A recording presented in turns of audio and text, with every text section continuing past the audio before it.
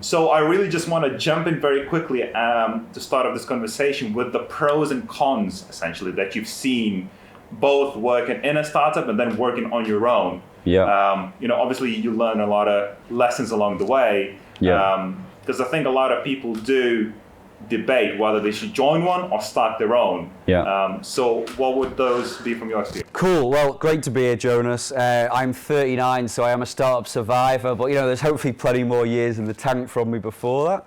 Look, I mean, there are many pros and cons, I think, to actually working in a startup. First off, you don't feel like you're tied to just one job for the rest of your life. I don't think there is a job for life anymore, unless you work in banking or a profession like doctor or law or something like that. So I think ultimately, if you like living in a fast-paced environment, if you like working with interesting people, if you like, really great benefits and actually being able to build something from scratch, it's amazing. There's a real adrenaline and positivity that you see around startups. It doesn't kind of go your way every day, but you do learn an awful lot in a very quick space of time. You learn that from making mistakes, but you also learn it from wins. And obviously it's just a case of keeping yourself fairly grounded in the middle and going, right, okay, do you know what I mean? Let's not get too excited about this, but let's not get too down when something doesn't work out. Learn from those experiences.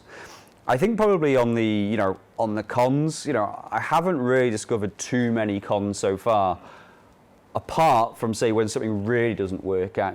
Use my own business as an example. You put heart and soul into something, it really does kind of become something, which takes over your entire life. You're constantly on the investment kind of cycle. And you think you're doing well and you are making tangible efforts chucking away at it. But actually, on the other side of the coin is when you do reach the point where you say, let's bite the bullet and close that one, you leave it and go, right, I've just invested a certain amount, X amount of my life into this. But, time heals all wounds. You get to a point and you go, right, I'm ready to jump on the horse again. Yeah.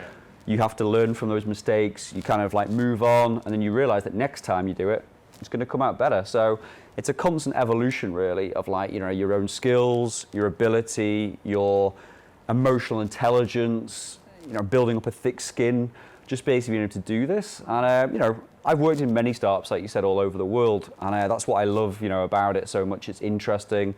I would say, like I said, going back to the start of this, it's not something where you have a guaranteed job for life.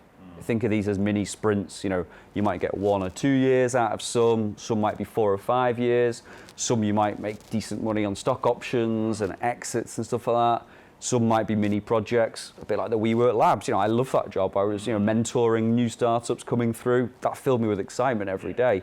So, it's all, a rich tapestry to say during that. But, you reach a point where, you learn a lot about yourself and you enjoy it. That's why I love this gig. It's so great. I've probably been doing this now for about 14 years, and it's really enjoyable.